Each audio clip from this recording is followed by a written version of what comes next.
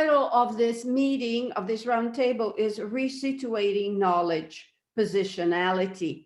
All these roundtables were organized by four brave people: Simone Brioni, Marie Orton, Graziella Parati, and Gaoheng Zhang. I'm Graziella Parati. For those who don't know me, I am professor of Italian at Dartmouth College with joint titles in comparative literature, women's, gender, and sexuality studies. So I'm greeting you for Dartmouth College, and I want to acknowledge that Dartmouth College stands on the tribal lands of the Abenaki. Just a few things I need to remind you of. We are recording the presentation and the discussions, and all of them will be made available. Speakers have 10 minutes. We are being very forceful about this. 10 minutes to speak. I will introduce each of them before the presentation, and we will hold questions until after all the presentations. So in the meantime, please send questions to me directly in the chat. I will then ask the questions. Some, all, or most of the presentations will appear as essays in a special issue of Italian Studies in Southern Africa in 2022. The issue will be an e-publication, so it will be available, very easily available. It will be, of course, it will have to be purchased, but we are trying to think of a select number of articles that will appear for free as soon as the publication is available. Probably the introduction will be made available for free. So before starting, let me thank Matthew Green for all his work, efficiency, and diplomacy in assisting the organizers, and also congratulations to him. Yesterday, he moderating the very first panel of his academic career and did it brilliantly. So we have a star in the making here. The roundtable is sponsored by the College of the Humanities at Brigham Young University and by the Leslie Center for the Humanities at Dartmouth College. So I've already told you about the questions, and I am ready to go to the first speaker. The first speaker is Serena Bassi. She is a doctoral fellow with the Yale Translation Initiative. Next fall, she will be visiting assistant professor of Italian at Hamilton College. She'll be my neighbor. She obtained her PhD in Italian studies from the University of Warwick and was a Leverhulme early career fellow at Cardiff University. Her areas of expertise are translation studies and women, gender, and sexuality studies. In her scholarship, she investigates literary translation as a transnational mode of knowledge production that has much to tell us about the making of modern gender, sexual, and racial imaginaries. Her manuscript in progress is titled Mistranslating Minority, Minor Literature, and Queer World Making in Italy after 1968. In it, she traces the travel and translation from the United States into Italy of theories of sexual identity politics. The title of her presentation is Hearing My 16-Year-Old Self Out, or What Might a Revised Italian Culture Intercourse Look Like? Thank you so much. Yeah, can you hear me? Yes. Okay, thank you so much to the organizers for your kind invitation, and thank you very much to Matthew for all your hard work in making this, the event possible. So I'd like to begin with a story. The other day, one of the final year students, I'll call him Antonio in lieu of his real name, wanted to say goodbye after class, since as an Italian and biology double major, he's taken a number of classes in the department. As we chatted, he unabashedly admitted that as a student from a low-income immigrant background, he had originally come to Yale with a single focus on science and a close to zero interest in the humanities. He added that he had certainly never thought of himself as good at languages and was amazed to see that learning Italian had been such a rewarding experience. For a split second, I was rather puzzled. Antonio was the same student who often made references in class to moving to the United States from Ecuador as a 12-year-old and having to learn English with little support from his teachers, then quickly becoming his mother's interpreter at the bank and the supermarket checkout at his own school. I was confused at the thought that a highly skilled bilingual needed an Italian class to know he was good at languages. The distance that separated Antonio and I in that moment of mutual blank stares may be more profound than meets the eye. While he did not immediately imagine that his migrant positionality may be a site of institutionally valuable learning, I did not instantly recognize the class and racial privilege that you need today in the United States to see yourself as a student with a gift for foreign languages and a fascination with another culture. So today I would like to think with you around the following suggestion. Diversifying and decolonizing the Italian undergraduate curriculum begins with abandoning the colorblind gesture of inviting students to step into a foreign culture and delight in its exotic difference. That gesture presupposes that our globally networked cultural moment may be easily cut up into discrete national cultures that some privileged cosmopolitan citizens are free to learn about, visit, and consume. For a set of different reasons, this is unlikely to reflect the way students who identify as belonging to a minority see the world and themselves. So my remarks will be most directly relevant to curriculum design in North American universities, but I'm hoping that they will resonate with the global community, with a fantastic global community of scholars and educators gathered here at this wonderful event. My thoughts are very much indebted to the invaluable work of the editors and contributors to the fantastic volume aimed at students of Italian, transnational Italian studies.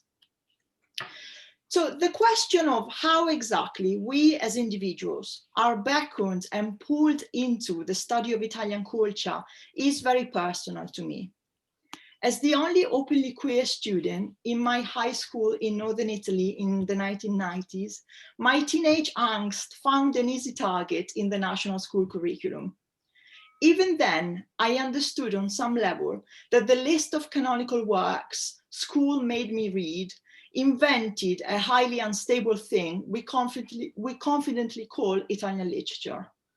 As the curriculum glossed over linguistic minorities, the relationship between literacy and class, and the imbrications of imperialisms and national identity, I remember contending with a nagging feeling that the national canon primarily served to project an untenable national family romance, thinly veiled under aesthetic preoccupations.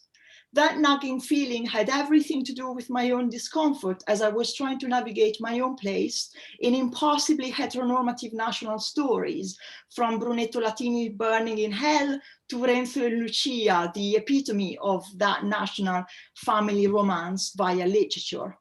But that nagging feeling was also my minoritized intellectual horizon forming, the beginning of a critical reading method that my school, of course, had very little interest in fostering.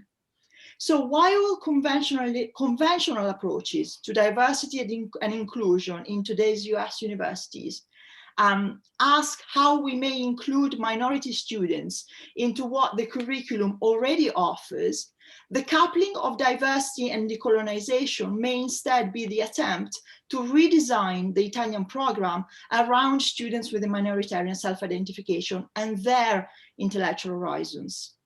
So if a typical D&I approach may add literary and cinematic texts by people of color, women, trans and non-binary people to the current curriculum and leave the dominant model, the language for 4 semesters plus electives on great books and great films model, structurally intact, we instead may need a fundamentally different logic. Let me give you a concrete example based on my own research interests of that logic. I'm going to try to rapidly take you through the first 2 learning units of an imagined lower division survey course of Italian culture in English, which would be ideally combined and taught together with an equally reimagined first semester of Italian language. Instead of surveying texts, this class uses texts and historical archives to survey 4 large-scale discursive practices that are key to understanding how Italy came to cohere as a national designation. These 4 discursive practices are late state formation and its attendant uneven modernity, migration into and out of Italy, colonialism and tourism. We begin this journey in the archive of the African American African American history, put together by the bibliophile Dorothy Porter Wesley, currently hosted by the Beinecke Rare Book and Manuscript Library, and luckily also available online. Here we meet Sarah Parker Remond, the extraordinary 19th century abolitionist who in 1866 migrated to Florence to study in the prestigious medical school Santa Maria Nuova, and lived and worked in Italy for the rest of her life. Remond's interest in Italy began when she met Giuseppe Mazzini in London during her anti-slavery lecture tour across Britain that began in 1858, and became convinced that the Italian cause was another key contemporary struggle. Remond's archive can be read in class up against extracts of Ijaba Shego's La linea del colore in English translation, the recently published novel in which the African-Italian author created a fictional character of a 19th century African-American migrant into Italy, loosely based on Remond. In La linea del colore, Shego reimagined the fictional character, witnessing Italy's first colonial wars in Africa from her particular location as an African-American migrant in Italy.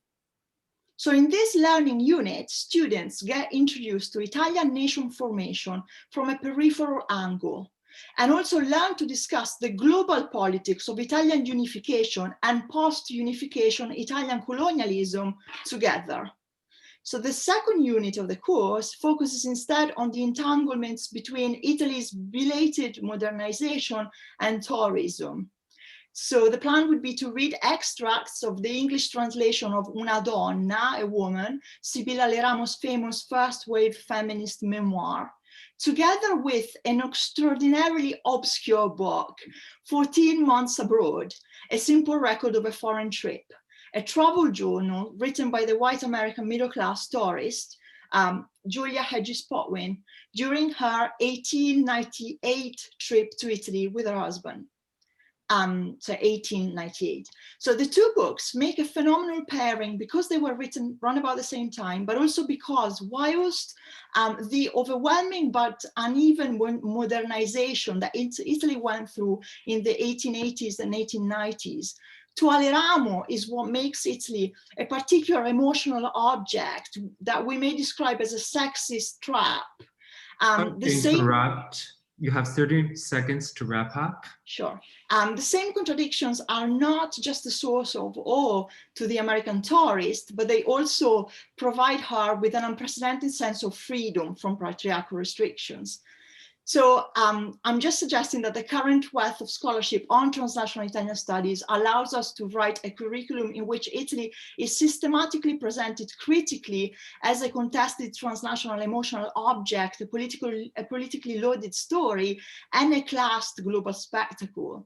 And so presenting Italy in this way could transform the Italian major in the US into an interdisciplinary laboratory, teaching students to take apart core modern ideologies like the nation and the foreign culture, and just taking Italy as a gripping case study to this purpose. Thank you. Thank you very much, Serena. And the disembodied voice that you hear in the background is the voice of the enforcer for today, who's Gao. He will play, you know, this role throughout the session. I also would like to say that a presentation can be in Italian and in English, and questions can be in Italian and English. Quindi le presentazioni possono essere sia in italiano che in inglese, e le domande possono essere fatte sia in italiano che in inglese. Se c'è bisogno di una traduzione, poi per le domande dall'italiano all'inglese sono più che disposta a farlo. Our second speaker is Anthony Tamburri. He got his PhD at the University of California, Berkeley, a couple of years ago, and is Distinguished Professor of European Languages and Literature and Dean of the John D. Calendra Italian-American Institute at Queens College in the CUNY system. He's past president of the Italian-American Studies Association and of the American Association of Teachers of Italian. His latest book is Signing Italian-American Cinema, a more focused look of 2021. He's also executive producer and host of Calendra's TV program Italics and co-founder of Bordighera Press. Former president of Italy, Giorgio Napolitano, conferred upon him motu proprio the recognition of Cavaliere dell'Ordine al Merito della Repubblica Italiana. I have to say, I want one of those. I want to be a Cavaliere. You have to get a friend to, nominate you. You're nominating me, right, Anthony? We can do that, of course. Talk about incestuous. And on this consulate general, we can do it. So one thing I have to say about Anthony is that we have known each other for close to 33, 34 years. And I met him at the time when the profession Italian studies was full of, let's call them very old-fashioned white guys that behaved in very questionable ways vis-a-vis the women in the profession. Anthony was certainly the embodiment of a new type of men in Italian studies. And he has been for the past 3 decades a fantastic mentor for me. I mean, my career wouldn't have been the way it is, you know. Thank you. So much so that I got fired from my first 2 jobs, but we won't talk about that. Because I called somebody a fascist, and the other one I said I wouldn't get up early to teach. But behaving differently also involves being treated differently, and in many cases you pay for it. I mean, there's no doubt about that. So the history of Anthony's, the title of Anthony's presentation is The History of Diversity in Italian Studies and the 2019 Symposium of the John D. Calendra Italian-American Institute. Thank you. So you know, the cute answer is that there is no history of diversity in Italian American in Italian studies. But I want to just I'm riffing off of myself from the introduction to the book Diversity in Italian Studies, which was just published, and many of you here were at the symposium in 2019 and also are in the book. But you know, I want to start with first the notion of diversity. We have that phrase, diversity and inclusion and equal opportunity. And sometimes these words get lost if we don't stop and think about what they mean. Diversity, for example, for me, as I said in my introduction, entails the recognition and appreciation of difference and its value, the recognition and appreciation.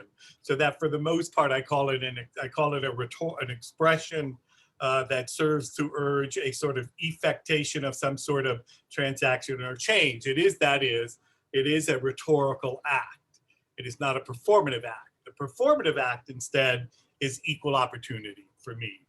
And that's where it requires for us as people who are hiring to take certain steps to make sure that the ads are where they should be, to make sure that the ads get out, to make sure that the ads are indeed inclusive in their wording and things of that sort. I will tell you this, historically, the initial complaint back in the 80s was that, around the 80s, was that there were no places to advertise jobs for quote unquote minorities, etc. Well, there were some entrepreneurial people who created, before the internet, who created some pamphlets, some job lists besides the MLA, the canonical, if not infamous MLA job list.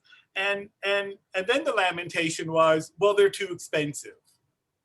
And so diversity hiring back then was really caught in this negative, while some of us like to see liminality as a positive space, was caught in this negative space of liminality because people basically didn't want to change, didn't want to pay. and there was the question of economics. The question of economics, I will tell you, is something that has always come up, and you have probably noticed that when there was really a desire to get something, the institute, the department, et cetera, can always find the money, but when there's the desire of some to do something else, the money is never available.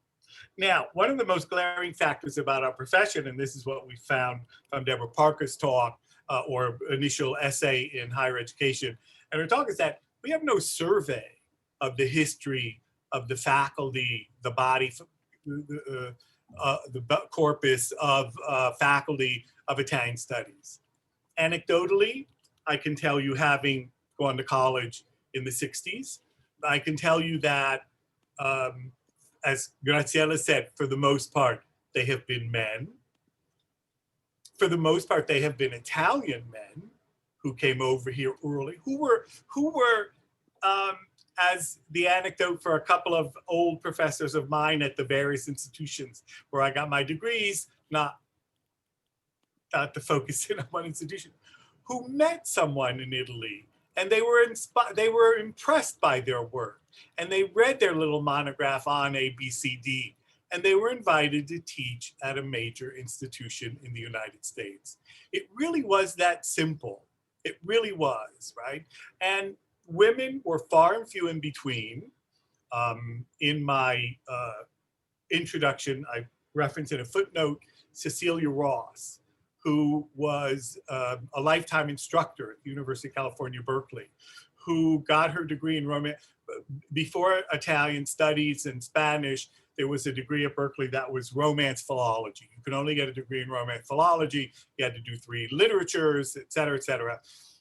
Well, Cecilia Ross did that in 1953, yet she could never, it seemed she could never get a job. It was only towards the end of her career, when the first wave of economics came about, that Cecilia Ross was sort of elevated out of the so-called language corpus of courses and given actually a course on culture to teach. So just to give you an idea of where a number of women, how they started out.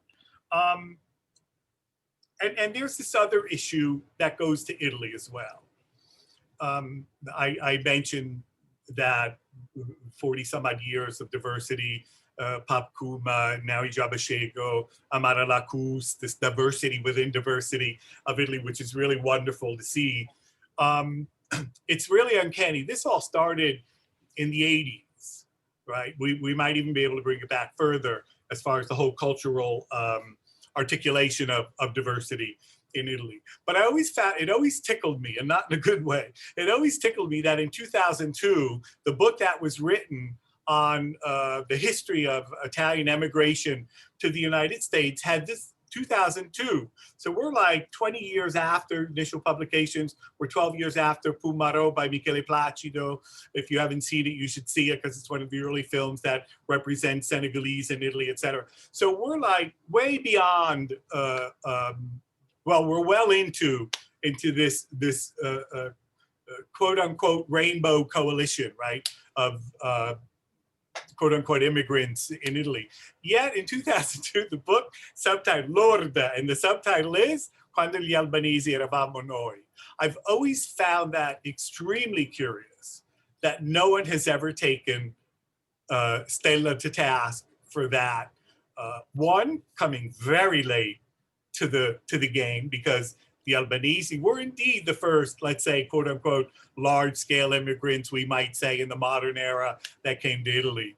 But they were also, for all practical purposes, quote unquote, white. And so it was good to identify with them. At least that's my reading of that. So we don't know what the issue, what the faculty looked like. We know what it looks like today. It's much more diverse today, I'm happy to say. It was a wonderful, if you just looked at literally, and I'm not objectifying here, if you literally looked at the bodies that were at our symposium in January 19, you saw Black, white, in between, men, women, gay, straight, It was wonderful. It was like this 24 hours, whatever it was, of an encounter that really, I think, was extremely hopeful for the future. So what we need to do, especially those of us who are of a certain age, and when I say that, I mean those of us who are already full professors, you may be younger than some of us on this part of this audience. We need to really concern ourselves with what I call a network of scholars, or what Anagiostu, Georgia Anagiostu from Ohio State has called a network of scholarly entanglements, which requires that we try to engage or acquire a greater awareness of the history of other racial and ethnic groups as we move forward with our own. I closed my introduction with this paragraph, and I think it's important. And when I mention white privilege, I don't want to say that anyone who is white has to feel guilty. I don't want to get into that game of whatever. But what we do need to do is understand that wherever we are on the spectrum, if we in some way, shape, or form fall under that umbrella of whiteness, then we have to realize that there's a privilege. That's all I'm saying, right? We have to realize that there's a privilege. And so I just end this way. I say, those of us who are not Black, those of us who are not of African origin, those of us who are not queer, those of us who are not differently abled, nor representative of other human characteristics not deemed quote unquote conventional by dominant cultural thinkers, we truly cannot viscerally comprehend what it means to live on the other side of whiteness, on the other side of convention, and all that these two terms entail, right? So often, regrettably, we simply do not see ourselves as privileged. Thus, unless we struggle to recognize our own privilege, which means questioning our own social moral measure of evaluation, we shall fall into the trap, indeed run the risk, of seeing things at a distance through a semiotic lens of gender and racial privilege, which, while so doing, we do not recognize. And that's our major challenge. And from there, we can then go on to create the curricula, all the curricula, and especially the one that Serena just presented, which is just fascinating. And tanto di cappello, Serena, for the work you're doing. Thank you. Thank you, Anthony. We're going to move on to the next speaker. Lo introduco in italiano. Il nostro prossimo conferenziere è Santino Spinelli, che parlerà in italiano. Santino è in arte, porta il nome di Alexian, è un musicista, compositore, concertista, poeta, scrittore e docente universitario. Ha conseguito 2 lauree in lingua e letteratura straniera moderna e in musicologia all'Università di Bologna ed è stato insignito della cittadinanza onoraria alla Terza, Taranto, e nominato commendatore ordine al merito della Repubblica Italiana dal presidente Sergio Mattarella.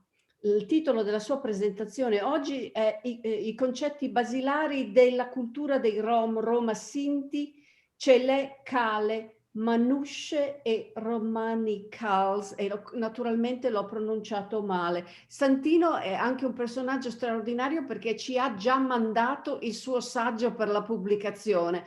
Assolutamente non è mai successo nella mia vita che qualcuno arrivasse non richiesto a consegnare il saggio prima della presentazione. Santino.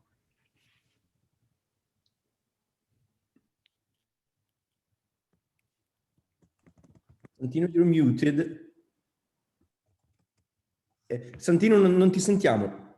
Devo riattivare l'audio forse. Adesso mi sentite? No? Adesso sì. Va bene, adesso va bene. Ok. Dicevo innanzitutto grazie per avermi invitato a questa conferenza internazionale e interdisciplinare. Per me è un grande onore stare qui con voi questa sera. E niente, preferisco parlare in italiano piuttosto che in inglese perché abbiamo poco tempo, quindi vorrei darvi più informazioni possibili sul mondo Rom. Questa nazione transnazionale e paradigmatica che è formata fondamentalmente da 5 grandi gruppi: i Rom o Roma, Sinti, Calé, Manouches e Romanichals.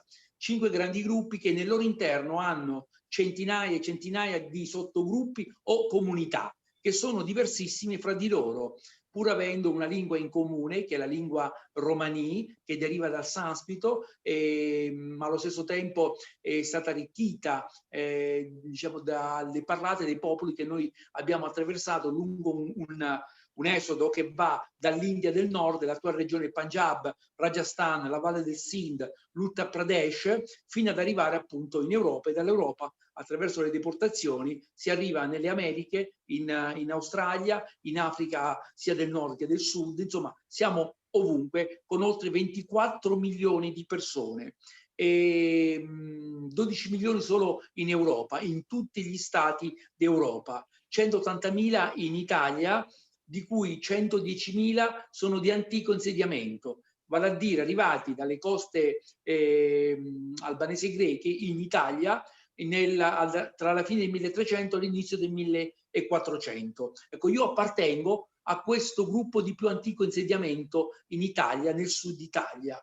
E quindi questo mondo, ripeto, non conosciuto, filtrato solo attraverso stereotipi negativi, si conosce poco nulla della cultura romani, dei fondamenti della cultura romani, così come della letteratura romani, delle tradizioni, della psicologia romani. Ecco, si conoscono invece, mentre forse meglio, gli aspetti artistici, la musica in maniera particolare. Perché?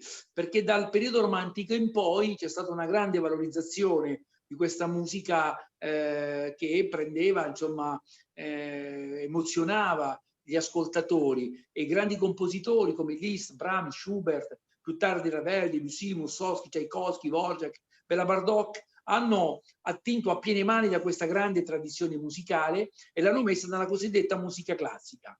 Grande valorizzazione, ma non riconoscimento ai Rom di questo immenso apporto all'arte e alla cultura europea e quindi mondiale.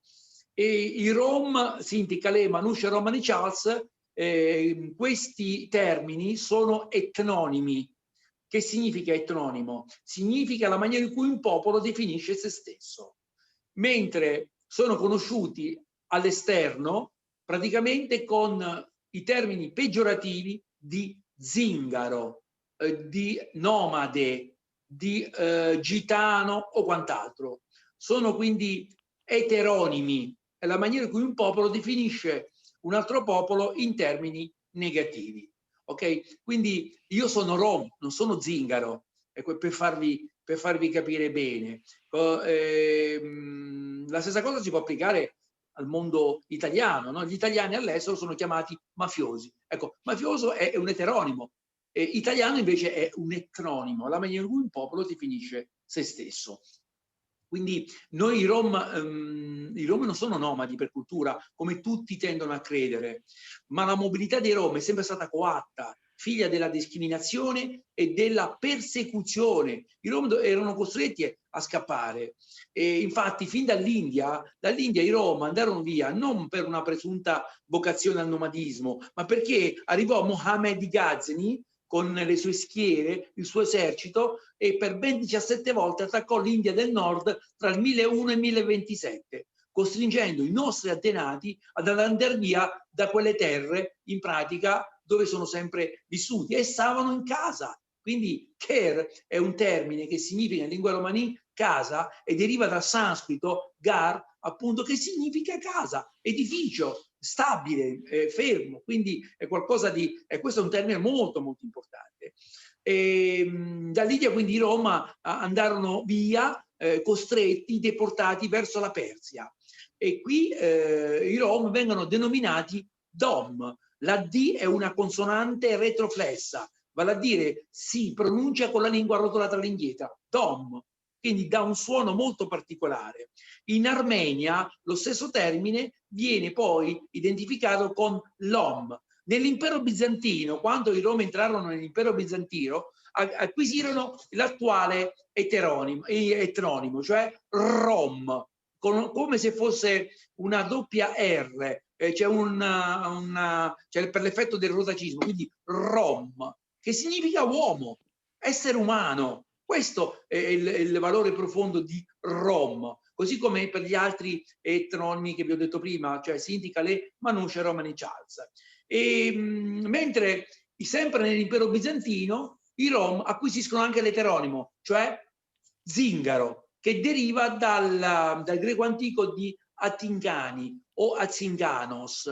E in realtà gli Atingani erano una setta eretica proveniente dall'Asia Minore che entravano nell'impero bizantino e siccome avevano fama di essere fattucchieri e chiromanti, avevano a che fare con il fuoco, e all'epoca chi aveva a che fare col fuoco aveva a che fare col demonio, quindi la Chiesa ortodossa reprimeva fortemente questa minoranza etnica e i Rom acquisirono la cattiva fama ma anche il nome di zingaro, ok? Che poi in Romania era il termine usato per descrivere gli schiavi. Pochi sanno che i Rom sono rimasti schiavizzati nei principati rumeni della Valacchia, della Moldavia e della Transilvania per ben 500 secoli, dal 1300 fino al 1858. In Europa, nel cuore dell'Europa, esisteva la schiavitù e nessuno l'ha mai rilevato. Così come durante la seconda guerra mondiale oltre 500.000 di Roma e Sinti furono barbaramente massacrati dai nazifascisti e questo spesso sui libri di storia neanche viene riportato. Si conosce bene il termine Shoah, ma non si conosce il termine equivalente che è Samudaripen, che significa letteralmente tutti morti, per dire sterminio, genocidio. In Italia si usa anche un altro termine che è porraimos, che significa divoramento.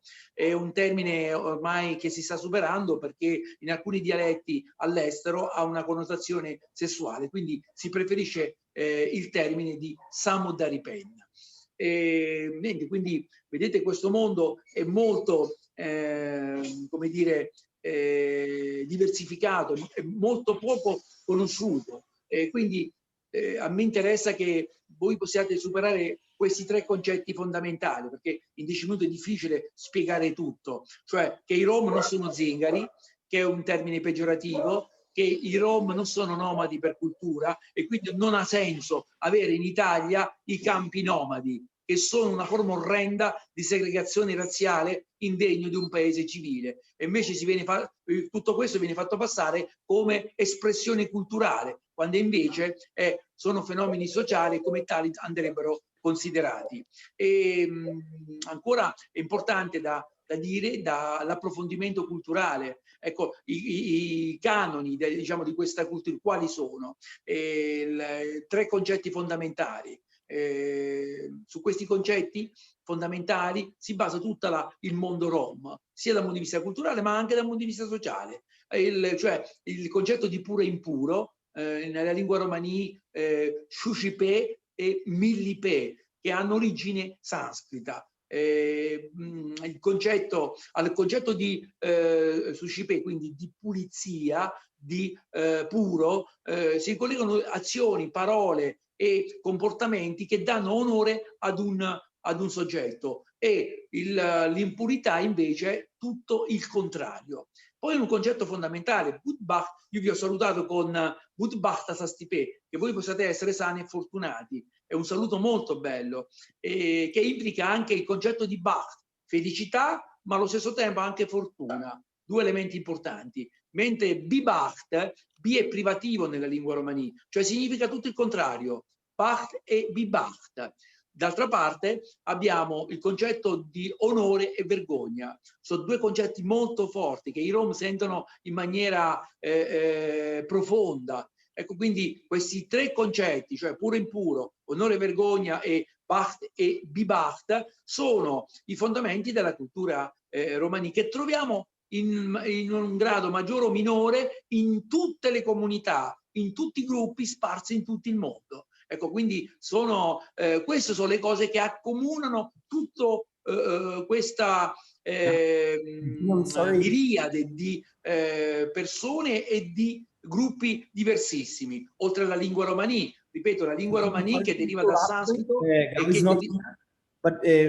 Abbiamo 30 secondi ok, chiedo scusa, so che sarebbe tanto da dire, ma purtroppo in 10 minuti è davvero difficile. Io mi fermo qui e vi ringrazio, e ancora un saluto caloroso e fraterno nella lingua romani, questa lingua che è patrimonio dell'intera umanità, che ha generato anche una letteratura meravigliosa, che purtroppo ancora oggi è confinato soltanto nelle staccionate degli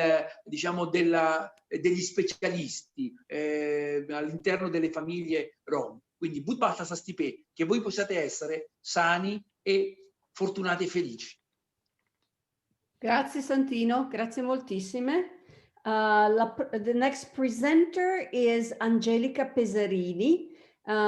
She is a PhD scholar working on issues of race, identity, and citizenship in colonial and post-colonial Italy, a lecturer in social and cultural analysis at NYU Florence, where she teaches Black Italia, a course dedicated to the intersectional analysis of racial identity in Italy. She previously worked at Lancaster University. Angelica, anch'io ho insegnato a Lancaster University negli anni '80, incredibili, as a lecturer in gender, race, and sexuality, and previously conducted research on gender roles and the development of economic activities within some Roma communities in Italy. And she has analyzed strategies of survival, risks, and opportunities associated with male prostitution in Rome. The title of her presentation is Anti-Racist Without Race, the Case of Italy. Angelica. Grazie, mi sentite? Sì. Perfetto, grazie mille. Volevo ringraziarvi per questo invito e volevo ringraziare ovviamente chi ha parlato prima di me. Santino, grazie mille per questa bellissima presentazione. Io ho avuto modo di seguire vari interventi. Oh, sorry, I'm not... English. I had the opportunity to been invited recently to a number of events on this topic, Italian studies, and how this can be, how can we think more in terms of decolonizing and diversifying Italian studies. So I'm really happy to be here with so many people and that I know and are dear friends. So I've tried to put together some of these considerations that I've been thinking about recently in the past few events I took part. And I thought that global intersections of gender identity and citizenship have become issues of debate and contestation in current Italian culture and politics. The reaction in Italy to George Floyd's death brought to surface frictions between voices calling for social justice and the hegemonic desire to portray Italy as a white country devoid of racism. In the first days of June last year, thousands of people came out in the streets in Italy, from Bolzano to Palermo, to protest against the murder of George Floyd, and people organized demonstration against racism with record speed. And I remember very well those days because I had very mixed feelings of frustration, pain, and anger, because I could not stop wondering what kind of racism people were mobilizing against and what Black lives mattered in Italy. And I remember contemplating this specific question on June the 2nd, which is the day we celebrate the birth of the Republic, but was also the anniversary of a Black man brutally killed in Italy, Soumaila Sacco. He was a 29-year-old activist, a labor organizer, and he was shot and killed on the 2nd of June 2018 while helping other braccianti, other agricultural day laborers like him, to build a shack to live in the ghetto of San Ferdinando in Calabria. And so as a Black Italian woman and a scholar that studies this intersection, in particular race, gender, identity, and citizenship in colonial and post-colonial Italy, and as someone active in the Italian anti-racist movement, I started to investigate how these issues are perceived in Italian society and the role of the academic debates on this matter, specifically Italian studies. I started to I'm a researcher. Well, is not random, let's say, because as we know, sometimes life experiences can guide us towards certain questions that need to be answered. And I had many questions in relation to my history, the history of people like me, with my experiences, with my historical background, that I could not find or trace at school. And therefore, I decided to investigate how those who are racialized as Black mixed race respond to discourses of race, gender, and nation, passing through and constructing the racialized and gender body in the everyday life in colonial and post-colonial Italy. I've been incredibly lucky, I think, because my idea of Italian studies is intrinsically intersectional. This because when I started my PhD at the University of Leeds, I was advised by two professors. One was from Italian studies and one was from Black studies and gender studies. So for me, this was Italian studies. One, Italian studies couldn't go without gender studies and studies.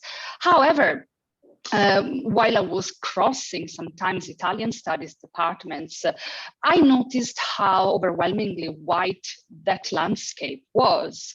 And I was wondering why there was this lack of diversity, if that could be attributed exclusively to a lack of students of color and Black students interested in the topic, as I heard many times, or maybe to the way in which Italian studies choose to portray and to sell itself, and with a certain belief that maybe certain issues has not much to do with Italian studies, like if the Renaissance is something separate from the Black presence in Italy, or like if Risorgimento can be studied without thinking about ideas of race in Italy.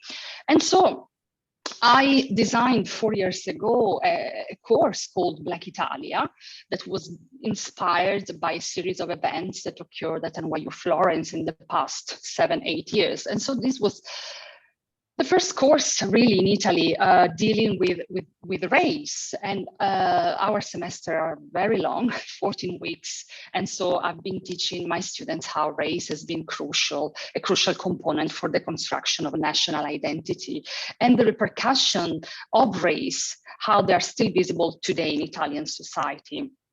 And so I think it's a great time to rethink the role of Italian studies in a time where we cannot anymore erasing ourselves from the structure of power in which all the domains of knowledges, including our Italian studies, are embedded in.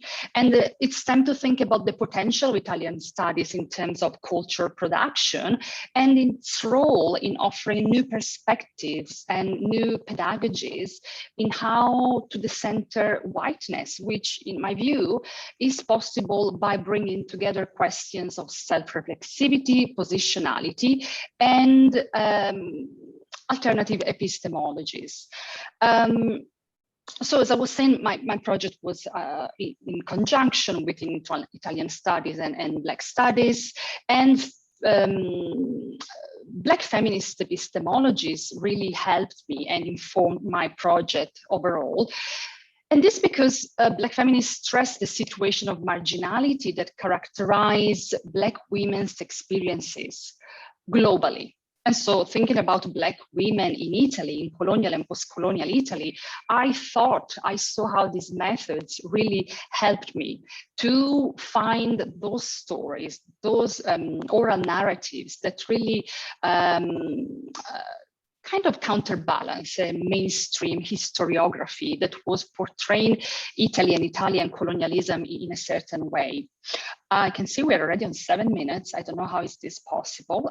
So I really have to skip a bit. But I was trying, to find new sources of to draw epistemology from using Black feminist methods, and the use of dialogue, for example, was crucial because within the process of telling and listening to women's stories. And also, as I said, these testimonies I gathered really helped to counterbalance a certain idea or romanticized vision of Italian colonialism. So to conclude, following the historical racial dynamics characterizing Italy, we understand why it is relevant to talk about race in contemporary Italy and in Italian studies, and why this affects racialized subjects. Because the erasure of race in Europe, supposedly based on principle of egalitarianism and universalism, is problematic and detrimental for a number of reasons.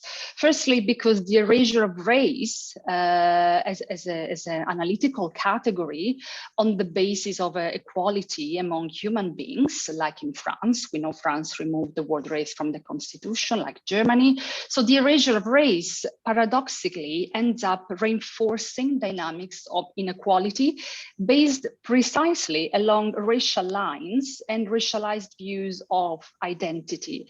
And as a direct consequence, color blindness in relation to race not only contributes to the perpetuation of white privilege, 30 seconds, but also widens the color line divide. And so this apply also in the case of Italy and the way the country does engage or does not engage with racism. I believe the problem line not in inappropriate or insufficient methods to tackle racism and discrimination, but it may be identified in the saliency of race and the racialization of national identity. Thank you.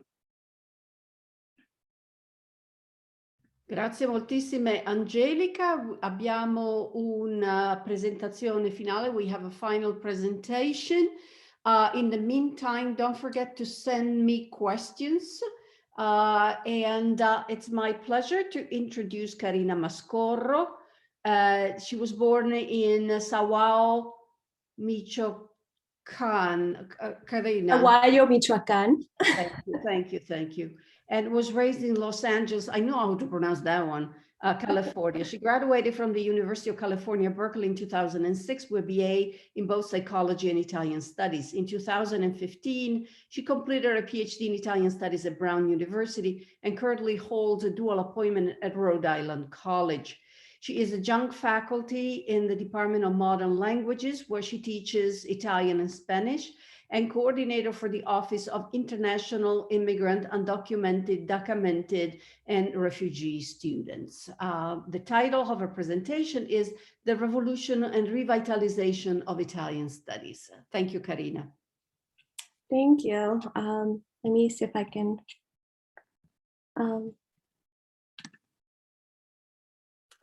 So that's me. It's a pleasure to be here. It's really exciting to meet in a room with people who are really taking into task the, diversifying and decolonizing Italian studies. Thanks again for the organizers who put so much thought and effort into making this happen.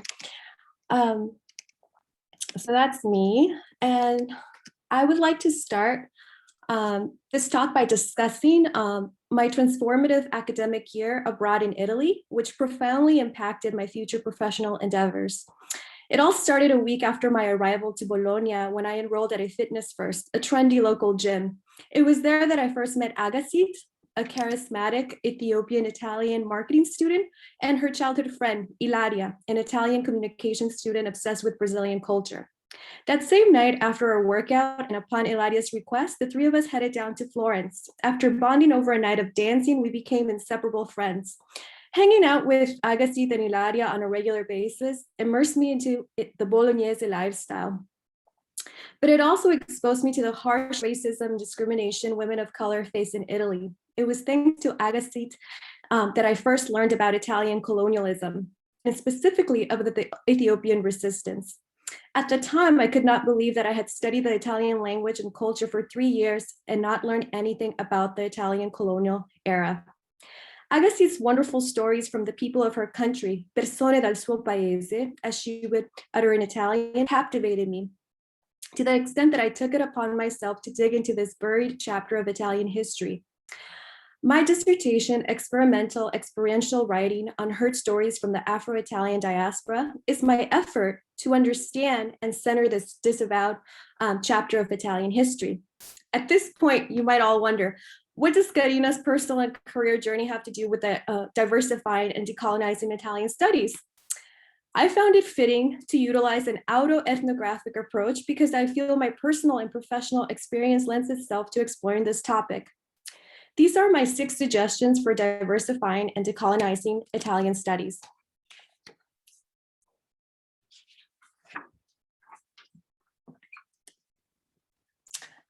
Number 1, support research on the experiences and perspectives of BIPOC stakeholders of Italian studies. This includes their study abroad experience. Number 2, unpack race and Italian studies instruction. 3, diversify Italian studies educators and learners. 4, promote interdisciplinary research that centers the voices of people at the margins. 5, advocate for the abolishment of US sanguinis. And 6, decolonize mentoring practices. As the woman who grew up in between social classes, different cultures, 2 languages, English and Spanish, and as a first-gen low-income student who went on to pursue a professional career in Italian studies at a historically white institution, I know firsthand what it's like to grapple with different cultures, whether professionally or personally. At best, one feels like a cosmopolitan chameleon, at worst, like a fish out of water.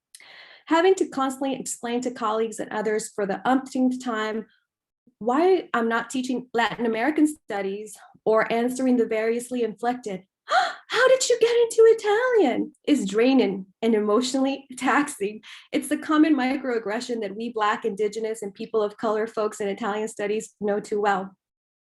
In a recent article in the Chronicle of Higher Education, Deborah Parker, a professor of Italian at the University of Virginia who works on Italian visual and print cultures of the Middle Ages and Renaissance, describes how it feels to be a faculty member in Italian, a field in which there are very few BIPOC folks, and how greater diversification of the field offers a way forward for a field that is in precipitous decline.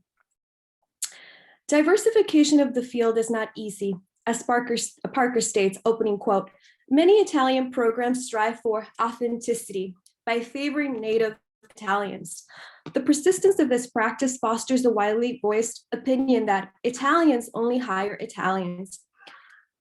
I couldn't agree more with Parker's observation on Italian programs seeking authenticity, and with Catherine Adoyo's poignant online response to Parker's article on race and foreign language. Opening quote, "This is so real. I have developed the sense that one of the greatest shortcomings in languages and literature scholarship, especially in Italian, is in defining such disciplines according to national boundaries and the attendant identity politics. I've seen countless iterations of the 'How Italian are you?' Litmus tests frame many an interaction by establishing an undeclared pecking order of priority of authority, with peninsular Italians holding pride of place, their American descendants readily leveraging their ancestral bona fides to be heard, others of European descent claiming authorizing proximity, and the rest. Reading this article makes me wonder honestly whether Africans even have a place at this table." Quote, "Navigating Italian studies and academia more broadly as a Latina woman is stressful and challenging. While many institutions pride themselves on diversity and inclusive practices, the everyday reality for BIPOC stakeholders is challenging, unyielding, and a constant reminder that we don't belong here. My research interests in Italian migrant culture, post-colonial literature were undervalued and scrutinized during my graduate career. My writing style was often criticized for lacking depth and clarity, yet I never received the attention that other students in my program received. Frankly, I was rarely offered concrete feedback on how to improve writing and how to publish. To this day, I'm left wondering if my lack of Italian authenticity positioned me as a less valued student to advise and mentor. Did my Italian pronunciation inflected with a Spanish accent mean that I would not teach Italian studies successfully? Did my effort to learn and teach in a third language show any signs of my dedication and commitment to the field? However, if it was just me, how could I reconcile that the one other woman of color in my program, Danielle Carmen, left after 2 years, and then my Asian colleague, Wuming Chang, returned to China after completing his PhD. Through my interdisciplinary research in Italian studies, I learned that BIPOC folks in Italian studies are not the only ones to experience this type of exclusion. Immigrants and children of immigrants in Italy do so as well. In an interview, the native Roman author, Ijaba Shego, speaks to this matter and sarcastically discloses how Italians usually compliment her on her Italian, thinking she's an extracomunitaria. The assumption that she's an extracomunitaria is based on her phenotype, not on questions of upbringing, provenance, or how she identifies herself. In her case, she was born and raised in Italy, yet she's still perceived as an outsider. Although few are willing to talk about it openly, the racial anxiety can also be verified by the immigration and citizenship legislation currently in place in Italy, which does not automatically guarantee citizenship to children of immigrants. If a child is born in Italy today to parents of which one is not an Italian citizen, she must wait until the age of 18 to apply for citizenship. Italy does not support ius solis, the legal right to award citizenship based on birth in a territory, a common practice throughout many European countries. The United States and in the United States, Italy rather uses ius sanguinis, a model by which nationalities conferred according to parentage. Advocating for the abolishment of ius sanguinis and for the implementation of ius solis will not only recognize children of immigrants as Italian citizens, but will legally expand notions of what constitutes contemporary Italian identity, which I think is a helpful step in moving this conversation on diversifying, decolonizing Italian studies forward. After learning more about the experiences of BIPOC students in historically white institutions and the lack of research that acknowledges and validates their experiences and perspectives, I've realized that I'm not alone.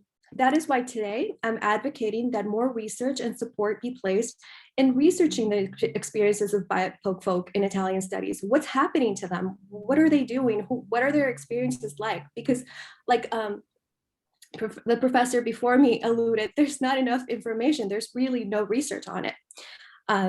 And their perspectives and experiences need to be taken into account if we want to move in this direction. Recent data on Italian studies show that the number of degrees awarded in 30 seconds to wrap up. It's mostly to white students. Yet we cannot ignore the demographic shift that is sweeping through university campuses across the United States. And it's clear that immigrants and children of immigrants are becoming an ever larger share of students across our campuses. With this changing student body comes the responsibility of institutions to change, grow, and adapt to adequately meet the needs of their new constituents. This presents in each field, such as Italian studies, with an opportunity to meet the moment with innovation and exemplary leadership that we can help diversify the field. While diversity in Italian studies can refer to the representation of individuals of different race, gender, ethnic, linguistic, national, sexual, and social classification identities, I have decided to focus on racial diversity and inclusion for today's roundtable. When I think of diversity and inclusion, I think of equitable, meaningful representation and participation. As Foslin and West point out, quote, "There's a difference between saying that everyone has a seat at the table versus saying that everyone has a seat, a voice, opportunity, and enough time to speak. Thus, any discussion on diversity must include considerations of power, agency, equity that are all implicated in a meaningful representation and participation." And I'll end here. Thank you, Karina. Thank you very much. Yes, 10 minutes is not really much. So before I start with the questions, let me say there is the final roundtable tomorrow, and I hope to see you all Again, we are absolutely thrilled that, again, today we had a peak at 83 attendance to our roundtables. This is absolutely fantastic. It makes us feel that this topic and these roundtables are very timely. I have the first question, and it is for Serena Bassi. Could you please tell us more about the transnational Italian studies projects that you mentioned? Sure. I'm not sure. I take the question to mean in reference to my to the teaching, to the kind of curriculum redesign that I was talking about. So so this is actually more, it's not so much things that happened in my past, but it's more me projecting myself into my future. I am actually going to teach an intro course this summer. So I have kind of designed the syllabus, and I'm going to be trying it out for the first time this summer as part of the Yale kind of summer program that normally is a study abroad program, but because of COVID is now online. And normally the kind of offer is language, kind of intensive language courses. And in Italy, for the when they go to Italy, the idea is that the beginners also have access to a culture course in English. So we thought, so an intermediate, kind of completely beginner culture course, an intro culture course. And we thought of replicating this idea online, and I thought about this as the occasion to experiment with the transnational Italian studies intro course. So instead of a kind of, normally when the courses happen in Italy, they are quite, to be honest, quite entrenched in a kind of touristification of Italian history. And I thought the online space was an ideal moment to take ourselves out of this and kind of use the online space critically as like questioning location almost. And so I've devised the transnational Italian studies course in which I the example I gave about using the archive of this exceptional African-American Italian patriot, read kind of up against Ijaba Shego, but also kind of early feminist denunciation, kind of exposés of Italian sexism, read up against American women's idealization of Italy as a space of women's freedom as stories. That idea kind of runs through the whole course, and I'm happy to give more examples of how I've kind of implemented that through texts, but I'm also happy to answer emails about it and even share the syllabus. Great. I think that would be a great resource for everybody. You can definitely send it to Matthew, and Matthew can be Can I just say one quick thing about that, about sharing? Julia Ricco and I, Julia is here, we are kind of we've co-founded a group called Transnational Italian Studies, and with that group in particular, we do want to talk about pedagogy a lot more, and we are about to also have a space online to share syllabi as well. So we are really looking to, as colleagues are doing at UC Santa Barbara, thinking about transnational majors in Italian studies, we are really hoping to solidify that through an online space where we can have all the different syllabi, and also create spaces at conferences where we talk about what it means to redesign our curriculums from scratch collectively.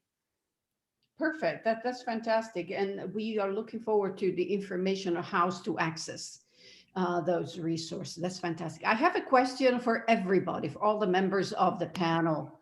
The question is, after at least 40 years of intense migrations to Italy, why do ordinary and even educated Italians still tend to think that this is a new phenomenon and these young people are new Italians? How do they position themselves when saying this? What impact does it have on Italian studies? So who wants to take this on? Angelica, you want to take it? Yes.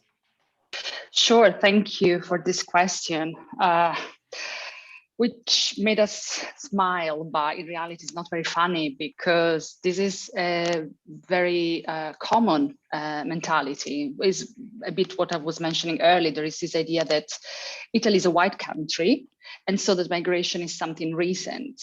And this is the work we are trying to do to show how in reality, for example, the African presence, the Black presence in Italy has been here for centuries and centuries. My colleague, Justin Randolph-Thompson with the Uffizi here in Florence, created this wonderful project called On Being Present, which I really recommend you to have a look at the website of the Uffizi, and this was in fact the most watched online exhibition of the Uffizi. So it really tells us about the curiosity, but also because there is a sort of selective memory on what we study and what we don't study. As I mentioned earlier, I never studied colonialism at school, although my family originated from that moment. So when I started to study about it, I felt really ashamed because I felt really ignorant. I didn't know so many things about it. And I was wondering why I've never been taught this kind of things. So there is, colonialism is seen as a sort of marginal parenthesis, something that is romanticized, Italiani brava gente, but also colonialismo straccione, colonialismo that really we Italians didn't earn a lot out of it. And this is a very pervasive narrative that has been transmitted along. This doesn't mean that there is a colonial amnesia. It's not that. Colonialism is very present, but we remember only certain things about the colonial period. And so this nourished this idea. And also the repercussion of race, what I was saying earlier, in the everyday life. If we think about the citizenship law that Karina mentioned, jus sanguinis is something that cannot be traced to the fascist period, it's earlier. Comes from the even liberal period. So when there was this mass migration toward outside Italy, and the only ties the jurists of the time thought of using was blood. But that law has very strong racial connotation in my views. I know when I say that, very often I'm criticized in Italy. People say, what are you talking about? That has nothing to do with race.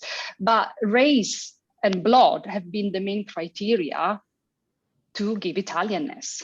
So, right.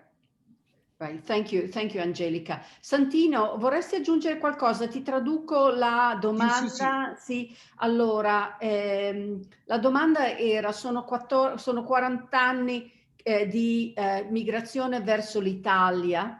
Per non contare del fatto che la diversità è inerente all'Italia stessa, come tu ne hai parlato, e ancora si parla in Italia di questo come un nuovo fenomeno e di questi di persone che rappresentano diversità come nuovi italiani. Quindi vuoi avevo capito, capisco l'inglese, quindi l'avevo capito, okay. Domani ti ringrazio. Questo, voglio dire solo questo, che a partire dagli anni 60 dai Balcani iniziano ad arrivare molte comunità rom. Io parlo di rom ovviamente, e dopo con la guerra degli anni 90 sono arrivate altre comunità, altre famiglie rom. Poi con l'allargamento verso l'est Europa dell'Unione Europea, praticamente sono arrivati anche i rom rumeni e negli ultimi anni addirittura i rom bulgari.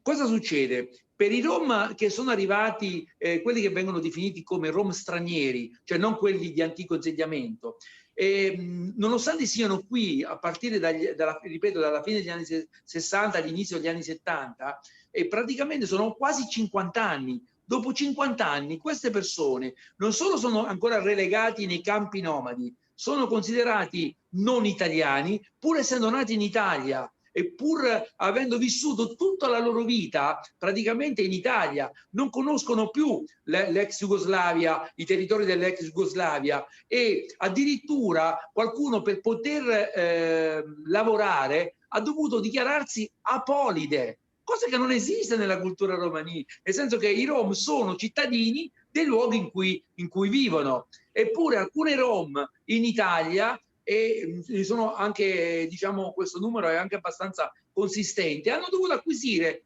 lo status di apolidia per rimanere in Italia, per poter vivere normalmente. Questo è assurdo, ok? Qui parliamo di colonialismo. In effetti, dico, tutta l'Europa nei confronti di Roma attua una forma di neocolonialismo. Vale a dire, l'Europa stanzia in nome per conto dei Rom tantissimi soldi, tanti fondi, ma ai Rom non arriva nulla. Cioè, questi fondi vanno alle associazioni che si occupano dei Rom. Quindi ai Rom arriva becero assistenzialismo o la ghettizzazione nei campi nomadi. Una cosa assurda, allucinante. Ecco perché non c'è il riscatto, ecco perché, diciamo, è difficile poi per chi vive in un campo nomadi in Italia, viene considerato un diverso, un extracomunitario, viene considerato un non cittadino italiano, pur essendo in Italia da oltre 50 anni, pur essendo nato in Italia, e quindi con tutte le condizioni di emarginazione e quindi la mancanza di riconoscimento della cittadinanza italiana in quanto cittadini e portatori di diritti oltre che di doveri. Si è cittadini quando si ha il diritto al voto, il diritto alla casa, il diritto al lavoro, il diritto all'assistenza sanitaria e il diritto alla scolarizzazione. Applicandolo ai Rom, praticamente questi 5 diritti non vengono riconosciuti, quindi diventano automaticamente, purtroppo, cittadini di serie Z, zingari.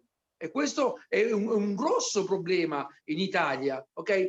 E se è vero come è vero che le leggi razziali sono state abrogate nella legislazione italiana, ma non nella mente e nel cuore di tanti italiani. Quindi si applica ai Rom dei concetti assurdi, ok? Che ledono la dignità di queste persone, ma negano i diritti essenziali, i diritti civili fondamentali per essere dei cittadini al pari degli altri.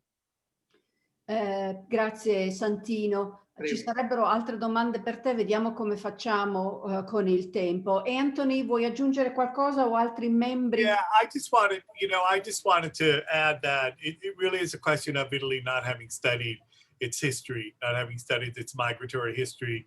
Oddly enough, a couple of days ago, somebody sent me a video of me having been interviewed 10 years ago by somebody from Puglia, because as some of you may know, I'm half Pugliese, and when the Italians come from the different regions to the United States, they look for the Pugliese and the Calabrese and the whatever, and they want to interview them, and they bring them back to their local TV station. So in that, I said, well, if Italy, they asked me, why do you think Italians don't whatever? And I think it's very simple. And Angelica said she didn't study colonialism in school in Italy. Well, you don't study emigratory history in Italy as well. And so what do you know about the 100 and today, it would be the 140 years if we use 1880 as that point of emigration. And so what happens? So what happens is, like the other day, as dean of this institute, I get onto certain lists that have to do with some of the NGOs from Italy, like the CGA and the Comites and things of that sort, which Loredana, you're going to find yourself getting onto as well, and finding yourself with these moments of frustration. So the other day, I get this list, I get this email, and actually came to me secondhand, of about 100 people on this email list from an Italian NGO / government agency, but more NGO, in which they're talking about il turismo di ritorno e le radici, okay? So they're really talking about il turismo di ritorno, that is, in this case, in North America, the Canadians or the United States, right? Canadians are the people from the United States who are going to go back for, quote unquote, this turismo. I looked at the list. Just about everybody, and it's understandable, was from different regions of Italy. There were obviously the minister or sotto minister, whatever, right? Of tourism, of whatever it is. There were about 2 or 3 scholars who are in significant positions, but really don't know as much as they think they know, at least about Italian Americans. That much I can say with a certain amount of confidence, right? There was absolutely no one from outside of Europe. There were 1 or 2 people from Europe. There was no one from outside of Europe. And they're talking about, you know, if you think in terms of how many Italians left and how many great 3rd and 4th and 5th generation Italian, wherever they are, hyphenated. It's that sense of hubris. It really is a basic sense of hubris of them not considering us being those of us who are part in their whatever bersaglio of crosshairs of targets, right, to bring back to Italy. And for those of us who have been engaged in language teaching, the same thing happens with gli Stati Generali della Lingua Italiana. Every other year, Italy, I forget which ministry, if it's Pubblica Istruzione or if it's the MAICI, has this Stati Generali della Lingua Italiana nel mondo. And there's like nobody from Il Mondo, and they're all from Italy. And they're talking about, you know, and we can talk about teaching Italian to Americans. I can't talk about teaching Italians to French. I can't talk about teaching Italians to German, and so on and so forth. So that whole sense of maybe this is not my specialization, you know, non passa nemmeno per l'anticamera del cervello. And that's the really frustrating part, because then, and again, the few of you who might work with the consulates, the direttori, the whatever they are, dirigenti scolastici, etc. Sometimes we're really lucky and we get a really good dirigente scolastico, and sometimes we're really unfortunate and we get a real flub, right? And Anthony, I need to interrupt you because there are a flow of other questions. It's certainly very interesting. We will be on tomorrow. Maybe we will continue this. Karina, there's a question for you that it's related to the choice being made by academic environment and the choice being made by students in choosing the topic. What many of us find now is that students choose, and in particular students who are first generation or embodiments of difference, choose to specialize in topics that are very practical. There is pressure on the part of parents, there is pressure from different fronts. How would you motivate students who are not as privileged as the one that we find as our major to take Italian? I mean, what is the value of studying Italian, which is connected also to a question that Mark Chu Vetri Nathan asked.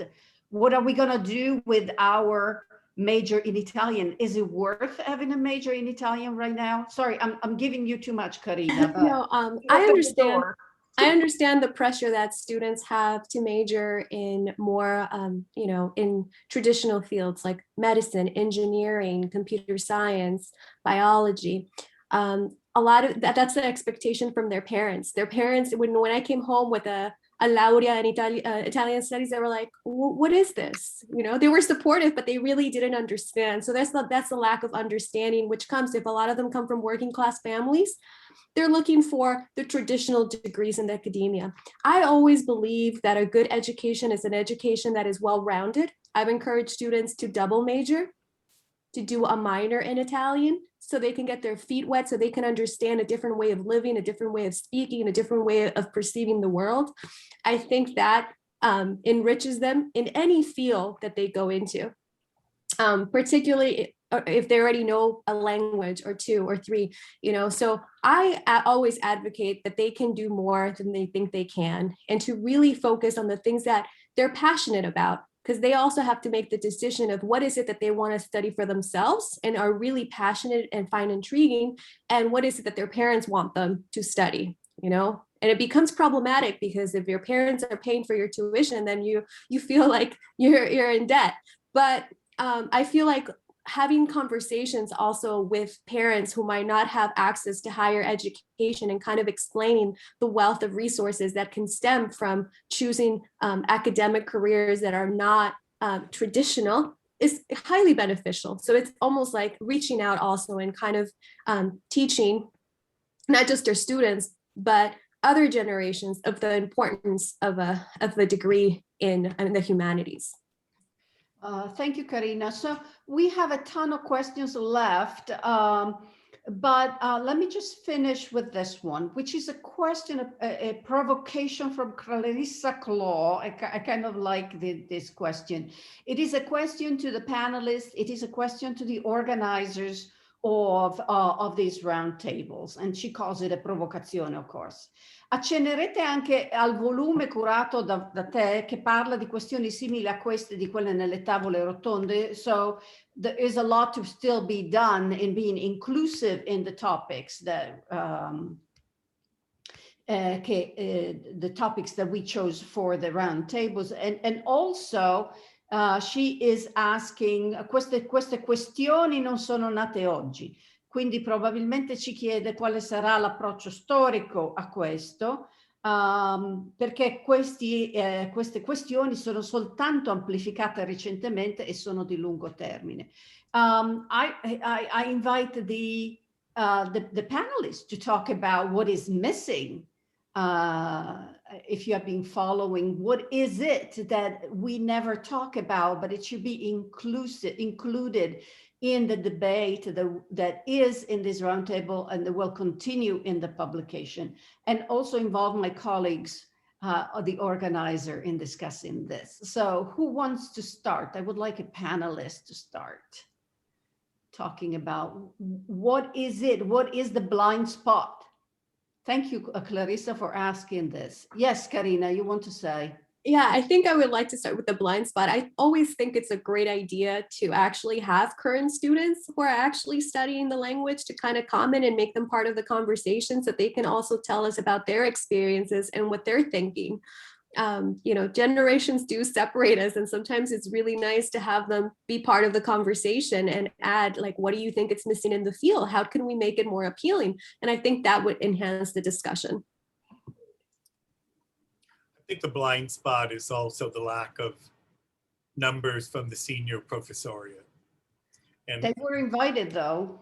Of course they are, but they don't do, and that's really significant. You know, we get to a certain point as senior faculty, and we have nothing to lose except maybe a trip to a conference that we won't get funded because our chair is a little bit ticked off at the comment you make, right, in a faculty meeting. But on the other hand, most of us have salaries that are decent enough where we can afford to pay for that trip anyway. So it's that sense of empeño that goes beyond whatever your book is, whether your book is or books are, whether it's on, you know, something medieval, something contemporary, or whatever. Yeah, that's my disappointment. And through the group Cosmopolitan Collective that was born out of our symposium of 2 years ago, the lack of senior colleagues. Okay. So very quickly, let me just go through all of the participants. Serena, can you identify the blind spot? Yes, I think that there's a blind spot at the phenomenological level, like the racism, the inequality, the kind of unfairness that Anthony was just talking about around the precarity that affects young, like the kind of, I'm not that young, by the way, I'm going to be 40 soon, but like a whole generation of people that's coming up and is faced with a particular kind of precarity that also reflects back on what we study. Like what we study also becomes precarious because we are precarious. And so there's no kind of genealogy, and we feel like we are in this constant loop of having to pretend that the things we're doing are new when they've been going on for a long time. But I think that the real blind spot, meaning like if what Clarissa is asking is for an analysis, I think that it does all boil down to not having yet found a formula for Italian studies to present itself as something other than the study of a national literature. Like I think that has worked in the past. This Italian as a study of certain kind of great works of Western culture, but as that very model gets increasingly discredited and pushed against, we haven't found the answer to that. And I think that that's kind of what I wanted to say in my paper around curriculum redesign is, let's look at all the other languages, which, by the way, are also not doing great, but perhaps they're doing better than Italian, French, Spanish, but also let's very much look at American studies. So American studies is also a field that uses the word American, which is in a sense a national designation, but that national designation has been theoretically by scholars unpacked so much in such useful ways that if you enroll in American studies at Yale, but everywhere in the US, what you're studying is basically the blueprint of contemporary imperialism through American studies. So it is an international, it's a transnational study by definition through a national case. Now, what can Italy do that's like that, but not like that, because we're not an Anglophone, because we don't have English as the great kind of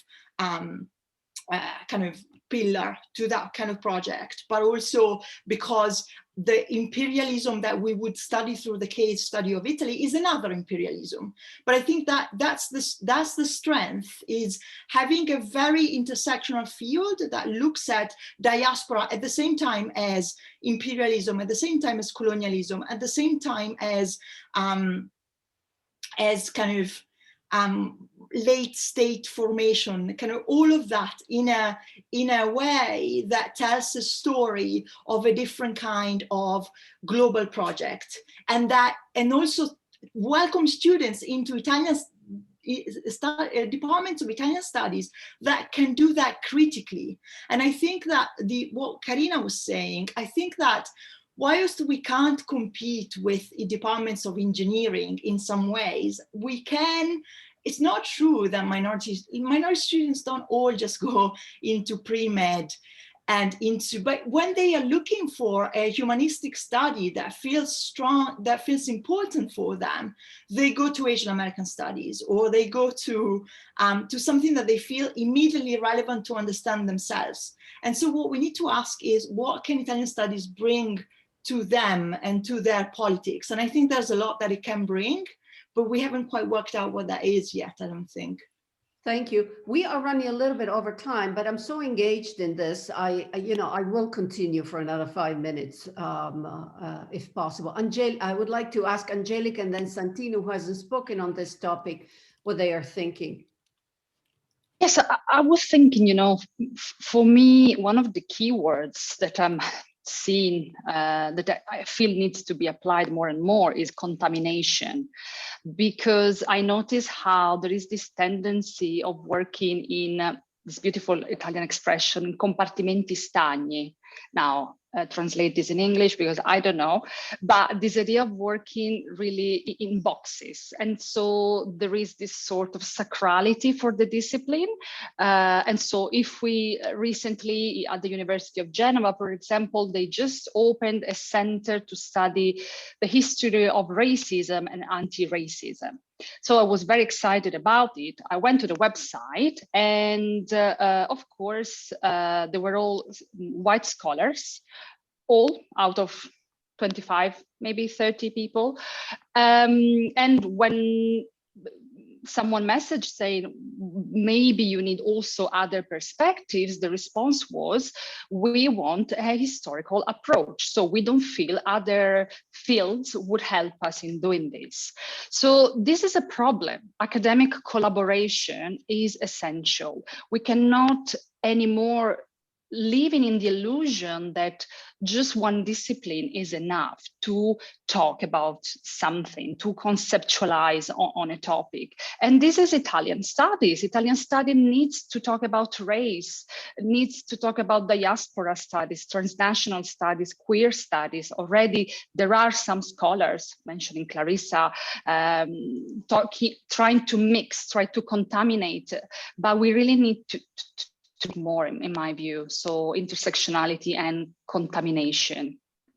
So of course, people are also highlighting the fact that the audience that we have had for this roundtable is mainly female. We didn't have a large group of men participating. And the second one is what we need is also rethinking of our doctoral programs. So I'm going to let Santino speak because he hasn't piped in about this. Santino, che cosa manca nella discussione a queste tavole rotonde? Ma manca, a mio avviso, un concetto importante, che è quella della interculturalità. Vale a dire, noi abbiamo una società multietnica, per esempio in Italia, ok? Ma l'Italia non è ancora una società interculturale. Per intercultura non si deve diciamo, intendere soltanto la conoscenza di un'altra realtà culturale, ma vivere un'altra cultura. Io faccio sempre l'esempio della cultura rom. Per esempio, la cultura romani non viene vissuta, cioè la gente sa che esiste, però non si vive quella cultura, per cui questo diciamo, manca a livello, diciamo, della società, ma anche a livello di studio e di consapevolezza. Quindi diceva prima la collega che si vive in compartimenti stagni, e infatti la società multiculturale vive in compartimenti stagni, e invece noi dovremmo essere una società interculturale, cioè ci deve essere una relazione tra le diverse culture. Quindi parlare di intercultura nei termini giusti, non soltanto, ripeto, come semplice conoscenza di un'altra realtà culturale. E questo credo che manca non soltanto nelle conferenze, nelle tavole rotonde, ma proprio nella società. È qualcosa che come dire, è qualcosa che noi dobbiamo ancora acquisire. Diamo per scontato l'esistenza delle altre realtà culturali, ma spesso non entriamo o non siamo indotti ad entrare in relazione con quelle culture altre. Grazie Santino. Io devo veramente chiudere per la semplice ragione che devo andare a insegnare. Se i miei colleghi vogliono continuare questa conversazione ancora per un po', io mi eclisso e loro possono continuare. Quindi velocemente chiudiamo o andiamo avanti? Me lo dicono? Marie, Gao, Simone? Can we keep the questions from Serena? Okay, we can definitely do that. Matthew, can you pick another host to continue this?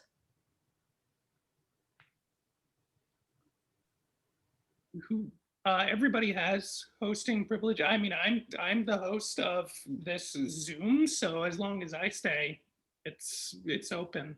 Okay, so who is moderating? Marie, go ahead. Can you moderate? Muted, Marie. Oh, what sense of power that I could follow Graziella. I can't read the questions. So Matthew, do you have them? I don't get them. So I haven't gotten them either. They've gone straight to Oh, okay. Let me just continue for another couple of minutes.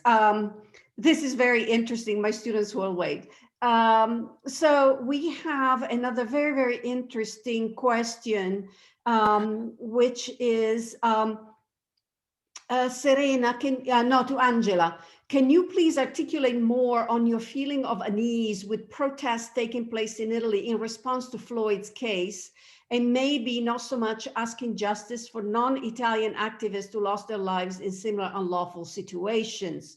In other words, how does BLM relate to the Italian context, or should be relevant to the Italian contest in ways that are constructive about what is happening on the ground in Italy? Thank you, Angelica, not Angela. What did I Thank say? you, Angela. Thank you. Okay. Yes. So this is what I wrote in this article that is you can find online. It's called on Lavoro Culturale. It's called Questioni di Privilegio. So I felt a bit. As I said, I had these mixed feelings of frustration, pain, anger, because, you know, it's like if it's very easy to point out the finger at the US, for example. So seeing the US, the center of all evil, and thinking that Europe is this safe haven of rights. And so there is, I noticed this lack of self-analysis on how present racism is in Italy. And so I was thinking, really, I wrote that article in one sleepless night, a night of June, because 2018 was a very difficult year in Italy. We started with the current governor of Lombardia, Attilio Fontana, who mentioned the 15th of January, he talked about the extinction of the white race. And 2018 is the 80th anniversary of the racial laws in Italy. So we started like that. Then in February, we had the shooting in Macerata, where 6 people were injured, and all the media were writing they were all immigrant, but they were not just immigrant, they were Black. And so obviously there was this sense of what does it mean to be a Black person in this country. I live in Florence. A month later, in March, a Senegalese man was crossing a bridge and he was shot, EDDN. Again, many people passed on that bridge, but the only dead person is a Black man. And then in June, we had Soumaila Sakho, as I mentioned, an activist who was working in the fields, paying between €2.50 and €3 per hour, working 12, 14 hours a day. And I noticed a lack of solid response. In Florence, people marched with the Senegalese community. Locally, there were some protests, but nationally, there was a very uncomfortable silence. And then we have this video. It's not the first video we see about a Black person being killed live coming from the US, but we were in a situation of pandemic. We were forced at home, and this video started to circulate. And it was incredibly difficult not to watch that video. I never watched that video, but I have to say it was very difficult not to bump into that video. And so I was wondering what happened, why in the middle of the pandemic, so many Italians felt this pain and these tears and these feelings of protest for George Floyd, who had nothing to do with Italy.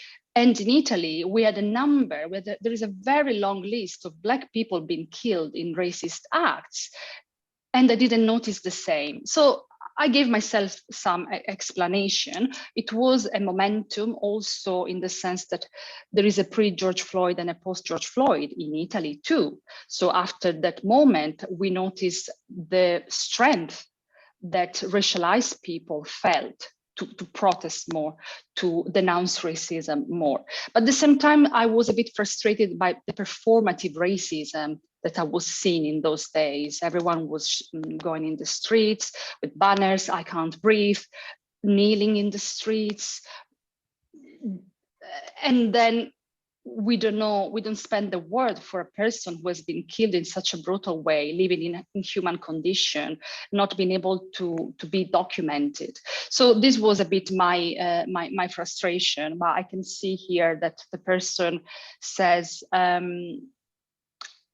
la tua risposta conferma la mia impressione. Okay, wonder if the panelists think that the global BLM movement might in part have been a form of demonization of the US, allowing people in other countries off the hooks vis-a-vis their own racism, and this might apply to the Italian situation. So I know it's very complex, you know. So I notice as many people think racism is just in the US, so we shouldn't talk about race, we shouldn't talk about white privilege, because this doesn't apply to us. There is no race in Italy. But at the same time, it was also a very strong tool to start to think more in depth about anti-racist practices. Sorry if I took all this time. Thank you, Angelica. This is fantastic. So, Santino is leaving us because he has no more battery left. So he thanks us for including him. So I have one question for Karina. It's in Italian, so I'm going to say it in Italian. Domanda per Carina che si ricollega al progetto di Serena, l'importanza dei nostri studenti e delle nostre studentesse sempre più multietniche, prima generazione, eccetera. Senza di loro non c'è Italian Studies, sono i nostri alleati e il nostro futuro, e completerei questa domanda anche se Carina e tutti gli altri possono parlarci di quale tipo di mentoring deve essere sviluppato al fine di creare un ambiente che sia ideale per questi nostri, per i graduate students che si interessano alla cultura italiana in tutte le sue definizioni e non solamente legate al contesto nazionale. Quindi domanda per Carina, si espande ad altri. When it comes to, I'll start with the mentoring piece first. I didn't get to explain this in my presentation because I ran out of time, but since most in the US, most of the people who have full-time faculty positions are white. And currently the demographics of students of color, you know, immigrants, BIPOC folk, like I like to call them, it's increasing. So that means that when students get to choose a mentor, they're more likely to be paired up with the underrepresentation of faculty of color. That means that these students are often paired up with white mentors. And not all white mentors are necessarily ready to mentor across racial lines, right? So the research that I was reading on that is that Martinez Cola identified 3 types of white mentors that students of color are likely to identify in higher ed. And the first one being collectors. So collectors are the type of white mentors that, you know, just collect a lot of diversity students, but they only invite them to diversity events. They invite them to take pictures or, you know, for the school. So they can come out and, you know, so they can say that that school is particularly diverse and inclusive. But they don't really invite them to other events that would be beneficial to their professional development. So these white faculty members have good intentions, but they still do not feel comfortable really talking about the issues that are really important to students of color. The next example that the study highlighted was nightlights. Nightlights were the occasional faculty member who was able to understand their privilege and power in the institution and help students, but it wasn't consistent. It was like it would happen every now and then, almost like a nightlight. Something would happen, and then this faculty member would come to the rescue and highlight, you know, the inequalities that were taking place. And lastly, the author mentioned allies. What are allies? So allies were the most aware of the challenges that students of color faced, and they were there consistently. They were not afraid to talk about race, racism, different difficulties that students from low income, first gen encounter, how to like really develop, cater workshops to develop their professional development and so forth. So I thought that that was really telling. So I think there's a lot of faculty who really do have really good intentions and being great mentors, but sometimes they're not prepared to really be those mentors for these particular mentees. So I think learning more about cross-cultural mentorship is a step that needs to really, really happen in order for these students to be served properly. And then the other question was regarding, I forgot, because I'm pregnant and I have noodle brain, so and I forgot the first part of the question, I'm sorry. It's about the kind of allegiances that we create for our students of first generation. Yeah, so, okay, so it's coming back. So yeah. Our allies, it's also, you know, what you were saying, it's not just one way. It's not only the mentor who can be an ally to students who represent diversity, but the other way around, the students who represent diversity. Yeah. So that's why I was really interested in coming to this roundtable, because now I learned that I can Serena, when Serena was speaking, I was like, I know exactly what she's talking about. I can finish her paper. I know exactly what she's talking about because I've been in the classroom with those types of students. I was once with that type of student. So I really felt that these events also serve to network and really connect with the people, because we are working in silos and we shouldn't be working in silos. We could, we can start publishing in pairs, in 3 people, like in other fields. I never understood why in Italian studies there's only one author. I mean, I also think the diversity of thought, diversity of having a continuous conversation with the people who are in the field yields to a better strategy, even for publishing. So I'm really, really happy to work with Serena. I'm really happy to work with Angelica. I'm really happy to work with anyone who's committed to cause. And I think this is why roundtables like this, conferences like this, are so essential and so important. And I don't know if anyone... We're still keeping our eye open for people who wants to talk about the blind spots in our roundtables. Anybody would like to address this? Can I just answer directly at the back of what Karina said? I agree with. I found Karina's intervention really, really inspiring as well.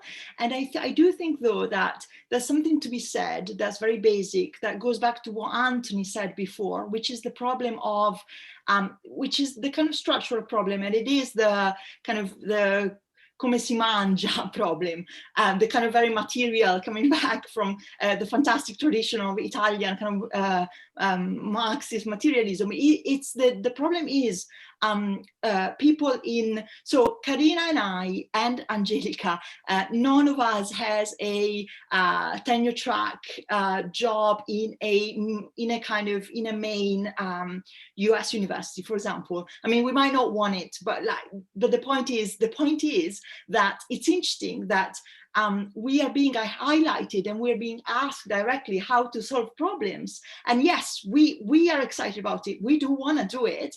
But in terms of sitting in a room and saying, what are la stanza dei bottoni and how do we kind of change things structurally? I don't know enough. I haven't been into that stanza dei bottoni enough to say, so I think that it's really important for senior people to have that conversation as white allies. And as Karina was saying, working this research on the kinds of mentor is incredible, is really interesting.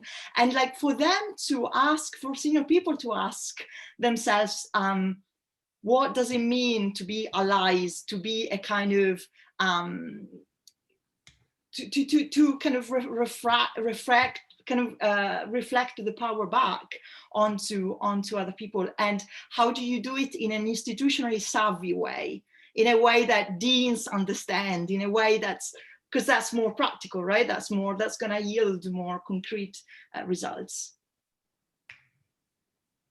We senior faculty have to become the deans.